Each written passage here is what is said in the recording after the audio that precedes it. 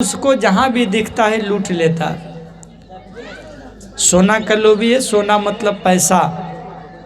आज के समय में जिसको पैसा, किसी जमाने में सोना ही पैसा था। तो सोना का लोभी है। दूसरा विषयी है, स्त्री लंपट है। जहाँ कोई उसको बोल दे कि फलाने घर में, फलाने घर के में इसकी बिटिया सुंदर है, तो विमान लेके पहुँच जाता था और जोर से ताकत से अपहरण करके चल जाता। चाहे किसी वंश जाति कुल का हो। जीत बरी निज बाहु बलो बहुत सुंदर बरनार। सुपनेखा ने वही कमजोरी का फायदा उठाने के लिए जाके अपना गलती नहीं बताई कि गई थी आई लव यू बोलने। क्या बताई जाके? अरे बड़ा सुंदर एक नारी है, वनवासियों के साथ में राम लक्ष्मण तो आए हैं अयोध्या से, और देखो ना हमने आपके विवाह की चर्चा किया जा करके, और उस नारी को आपके महल में लाना चाहा, बदले में उसने मेरा ये हाल कर दिया। देख लो भैया, आपके महल में रहने लायक वो बड़ी सुंदर महिला है, जितना जल्दी है जा करके लंका लाइए। अच्छा ठीक है बहना, तुम्हारा जो ये हाल किया क्या खरदूषण को नहीं बताई? बोला कि बताई जरूर, पर वो सब पहुंच गए कहाँ? यमलोक। बोले अच्छा ये कैसे हो गया? सुपनेखा को समझा के रावण अपने महल में गया। विचार करने लगा कि खरदूषण महिषम बलवंता तिन्हीं को मारई बिनु भगवंता। मेरे समान खरदूषण बलवान थे, अब बिना भगवान को उनको कोई मार नहीं सकता है। इसका अर्थ है ईश्वर का अवतार ले चुके हैं, तो मैं तो तामसी हूँ, हमसे भजन नहीं हो पाएगा। मैं तो बस नशे में पड़ा रहता हूँ, हमेशा मांस मदिरा का सेवन विषयी बन करके जीवन पाप में बिता दिया, अब हमसे भजन नहीं हो पाएगा। पर राम को हमको पाना है, रास्ता दूसरा चुनना पड़ेगा। प्रेम का रास्ता नहीं है तो बैर का रास्ता है ना। राम से जबरदस्ती बैर ठानूंगा और राम को पा जाऊंगा, राम के हाथों मर करके अपना मुक्ति ले लूंगा। ऐसा विचार करके रावण सुबह में मारीच के तट पर गया। मारीच मामा को समझाया कि जल्दी चल के मृगा बन जाइए। मारीच मृगा बन गया। उधर सीता जी से राम जी ने कहा कि अब रावण आने वाला है, इसलिए आप अग्नि जी में वास करिए और छाया की सीता मेरे साथ रहेंगी। छाया की सीता राम जी के साथ हो गई। माया का मृग वहाँ पहुँच गया और समय धीरे धीरे आया। सिया जी ने कहा कि हे प्रभु, यही मृग करे अति सुंदर छाला, इस मृग का बड़ा सुंदर छाल है, इसलिए लेकर के आई।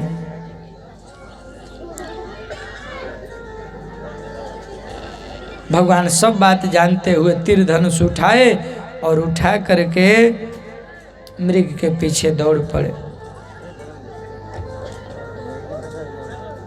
भाग रहा है मृग, पीछे पीछे राम जी जा रहे हैं, भाग रहा है। बहुत दूर जब चल गया तब राम जी ने बाण चलाया। बाण लगा, जोर से हल्ला किया, राम बचाओ लक्ष्मण, बचाओ लक्ष्मण, बचाओ लक्ष्मण।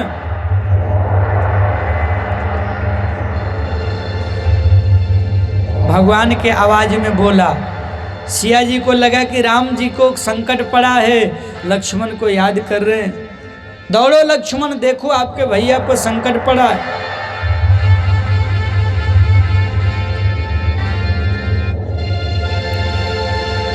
मन में राम जी को याद करते करते शरीर त्यागा है मारीच।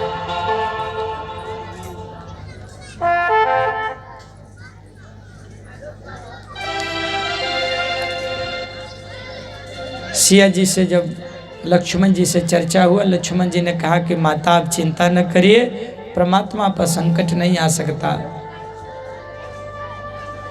लेकिन ये तो सब लीला होना था। मरम वचन ऐसा बोल दी सिया कि लक्ष्मण को जाना पड़ा। सुन पड़ा देख करके रावण आया सन्यासी का भेष बनाकर। सीता भी नकली, मृगा भी नकली और सन्यासी बाबा भी न करी।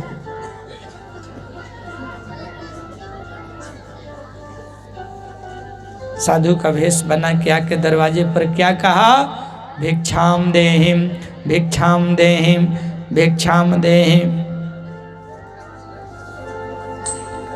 जिस रावण के चलने से धरती डोलने लगती थी, आज गलत काम करने का मन में इच्छा किया तो कुत्ता जैसा कर रहा, छुप छुप के इधर उधर लुक छुप के जा रहा। गलत रास्ते पर चलने पर व्यक्ति का चेहरा उतर जाता है, तेज घट जाता है, ओज घट जाता है।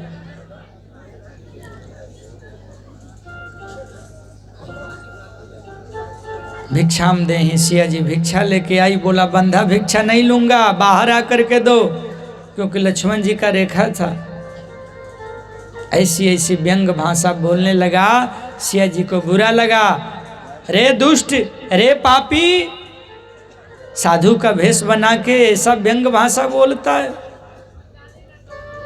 हाँ, कह सीता सुन जति गोसाई, बोलो बचन दुष्ट की नाई।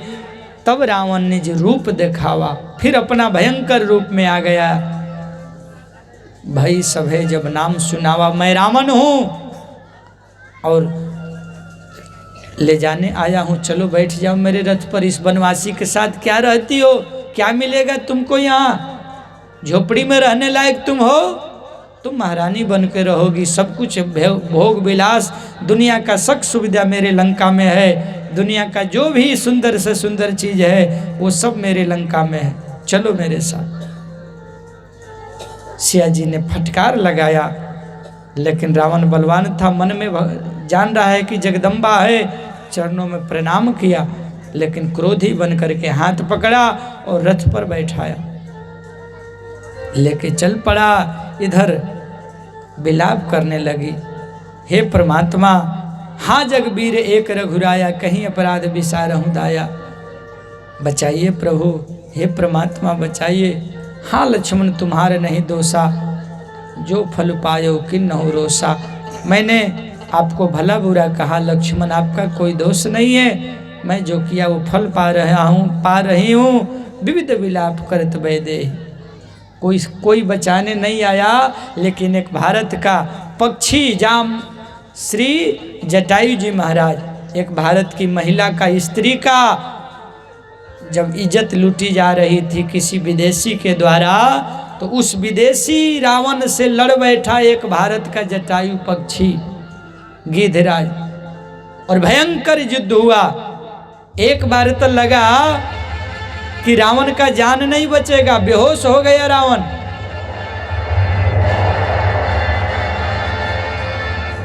थोड़ा होश में आया, क्रोध में आकर के दोनों पंख काट दिया तलवार से जटायु जी का।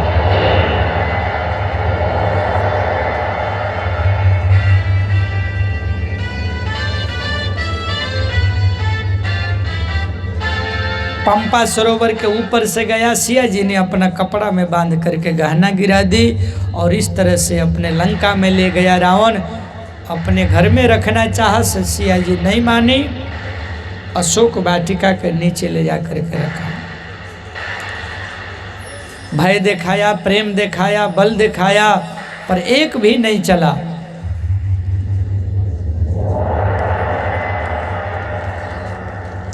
इधर राम जी ने लक्ष्मण जी को आते देखा, भैया आप सिया को अकेले छोड़ के आ गए, मेरा वचन अवहेलना कर दिया। लक्ष्मण जी ने कहा, भैया माँ ने ऐसा ही वचन कह दिया कि हमसे नहीं रहा गया। दोनों भाई वापस आते हैं और आश्रम पहुँचे तो सीता के बिना आश्रम देख करके जो मन में था वो समझ में आ गया कि कोई अपहरण कर ले गया।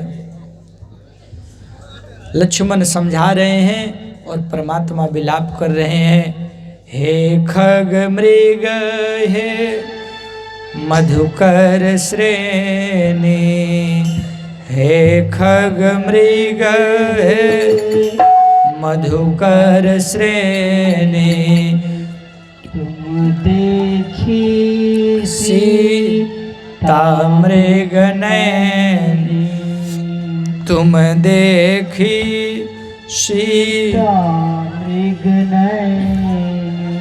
लक्ष्मण समझा ए बहुभाती, पूछत चले लता तरुपाती। लक्ष्मण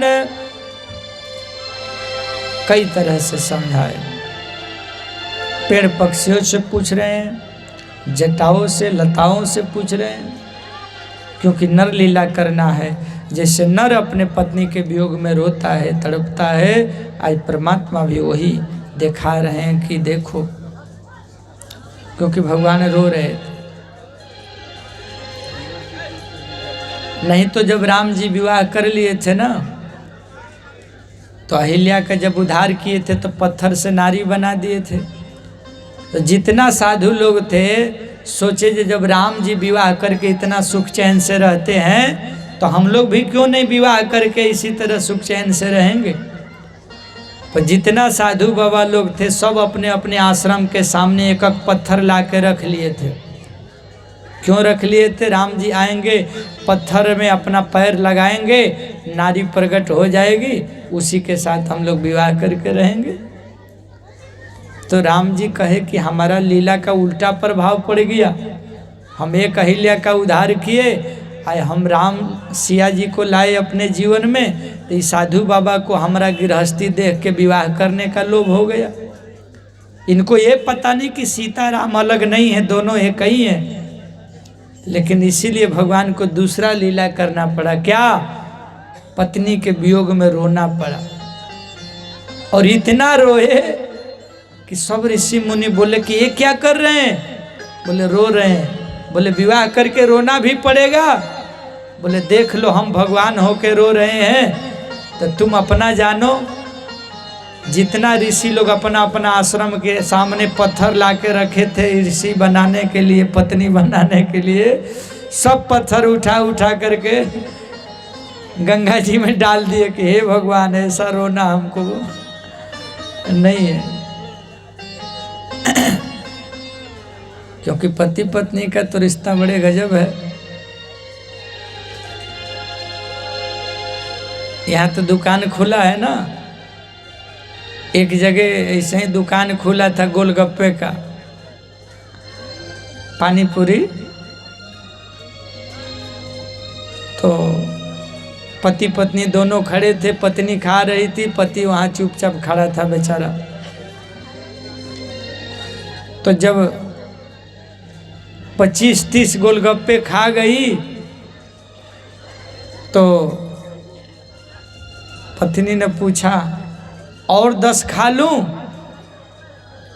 तो पति ने कहा खा ले नागिन, गिन मत खा ले।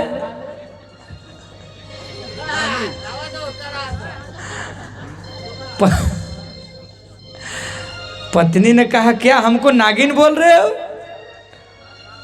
बोला नहीं नहीं नागिन नहीं बोल रहा हूँ। तब क्या बोले? बोले बोला यही कि ना गिन, मने गिनो मत, जितना मन करे उतना खा लो।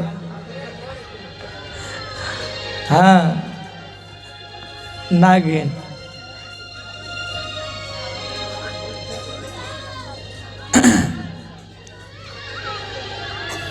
भगवान ढूंढते ढूंढते वहां से पहुंचे जटायु जी के पास, गोद में लिया और गोद में लेकर के आज जटायु जी को कहते हैं कि जो हाल आपको रावण ने किया है, मैं आज वचन देता हूँ और कसम खाता हूँ पूरे कुल और वंश के साथ रावण को स्वधाम पहुँचा दूंगा। और मेरे पिताजी से न कहिएगा आप जा रहे हैं वहीं जहाँ मेरे पिताजी हैं। रावण जाके कहेगा कि आपके बेटा से मैंने बैर किया, तो परिणाम देखिए कि इस लोक में आना पड़ा। इसलिए हे जटायु जी महाराज, आपका यह परमार्थ का काम देख करके हमको अच्छा लगा। जगत में बहुत कम लोग होते हैं कि दूसरों के लिए जीते हैं और दूसरे के लिए प्राण त्याग देते हैं। आपने हमारे लिए प्राण त्याग दिया, आपकी जय हो जय हो। जटायु जी महाराज भगवान की मंगल में स्तुति कर करके भगवान के धाम को जाते हैं। तुलसी बाबा कहते हैं गिद्ध आमिष खाता है, मांस खाता है, लेकिन भगवान के प्रति समर्पण ने उनको गति प्रदान किया और गिद्ध जी को, जटायु जी को कल्याण करके भगवान यात्रा आगे बढ़ाए और कहाँ पहुँचे? सबरी के आश्रम पग उधारा। बोलिए सबरी मैया की, सबरी मैया की। ये सबरी मैया सबर जाति में जन्म ली थी। बचपन में इनका विवाह जब होने लगा तो बकरा और हंसक जीवों को ला करके बांधा गया था मांस बनाने के लिए। हजारों जीव हत्या हो जाती। माता पिता से पूछी कि ये सब क्यों बंधे हैं? बोले कि बारातियों की सेवा के लिए। सबरी जी ने कहा कि ऐसा विवाह किस काम का कि जिस विवाह में हजारों जीवों की हत्या हो जाए, ऐसा विवाह मैं नहीं करूँगा। किसी का जीवन देने का अधिकार नहीं है तो किसी का जिंदगी छीनने का अधिकार किसने दिया है? आपको एक सुई गड़ जाता है तो कितना चोट लगता है, कितना दर्द होता है। थोड़ा कांटा गड़ जाए तो जब तक नहीं निकाल लेते हो तब तक चैन से नहीं रहते हो। और किसी का गर्दन मड़ोड़ के खा जाओ, ये कहाँ की इंसानियत है, कहाँ की मानवता है? वो अपना मस्त खेल रहा है, वो अपना मस्त जी रहा है, उसको मस्ती में रहने दो, तुम भी अपने मस्ती में रहो। किसी जीव को सताना ये सबसे बड़ा पाप है। सबरी मैया ने कहा ऐसा विवाह मैं नहीं करूँगी। रात्रि में सब बकरा और जितना पशु पक्षी बांधे गए थे मांस बनाने के लिए सबको खोल के भगा दी और स्वयं घर छोड़ के भाग गई। घर वाले ढूंढे, इधर उधर कहीं नहीं मिली और चल गई मतंग ऋषि के आश्रम में। मतंग जी ने राम मंत्र दे दिया, शिष्या बना लिया और बहुत दिन तक सेवा पूजा की, भक्ति की। गुरु जी तो चले गए, बोले बिटिया इंतजार करना, एक न एक दिन आपके दरवाजे पर राम जी जरूर आएंगे। एक सांवरे होंगे, एक गोरे होंगे, तीर धनुष लिए होंगे, जटा बनाए होंगे, आएंगे। बस इंतजार करना, राम जरूर आपके दरवाजे पर आएंगे। आज जवान सबरी थी, रोज फूल बिछाती है, कंदमूल लाती है, बैर लाती है। आज आएंगे राम जी, नहीं आए। कल आएंगे, कल भी नहीं आए। आज इंतजार करते करते जवान सबरी का जिंदगी बुढ़ापा हो गया। हाथ में लाठी पड़ गया, आंखों से दिखाई देना खत पड़ गया, जो समाप्त हो गया, लेकिन राम नहीं आए। कमर झुक गया है, पर एक ही आशा बंधी है, राम आएंगे, राम आएंगे। मन में आस लगा है कि मेरे राम आएंगे।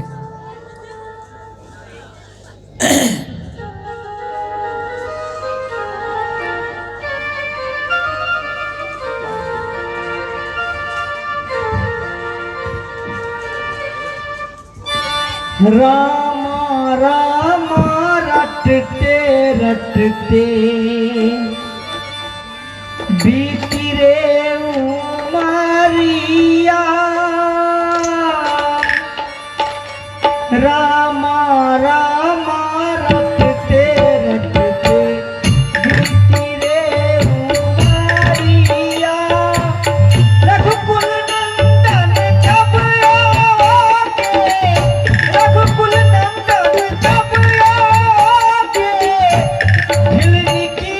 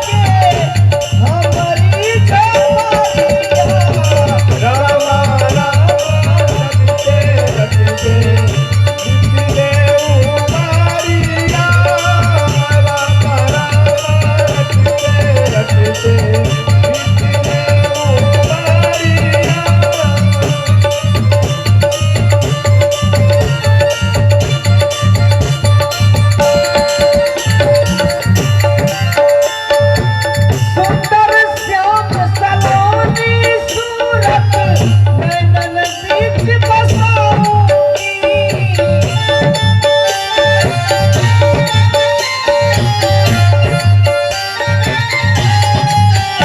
सुंदर श्याम सलोनी सूरत नैनन बीच बसाऊंगी मद पंकज की रजधारी मस्तक चरण में शीश नवाऊंगी मद पंकज की रजधारी मस्तक चरण में शीश झुकाऊंगी राघव मुझको भूल गए क्या राघव मुझको भूल गए क्या दासी की खबरिया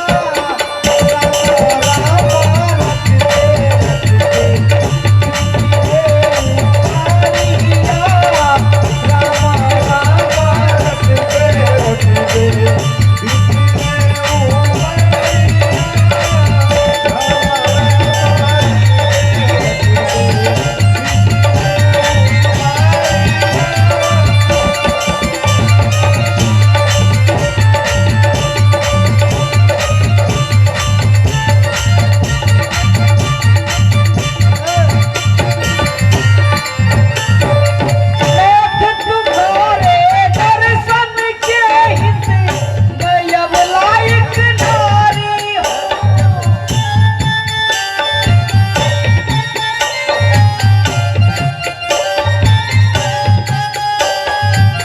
नाथ तुम्हारे दर्शन के हित मैं अब लायक नारी हूँ दर्शन बिन तो नहीं ना तरसे दिल की बड़ी दुखियारी हूँ दर्शन बिन तो नहीं ना तरसे दर्शन की दुखियारी हूँ मुझको दर्शन दे दो दया मैं मुझको दर्शन दे दो दया मैं डालो ये हर नजरिया राम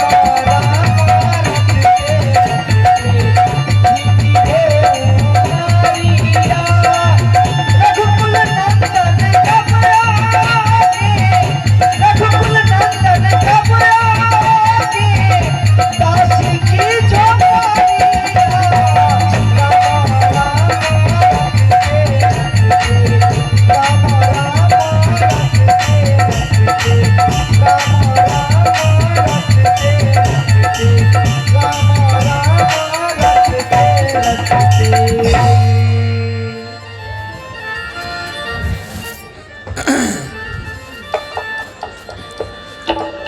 आज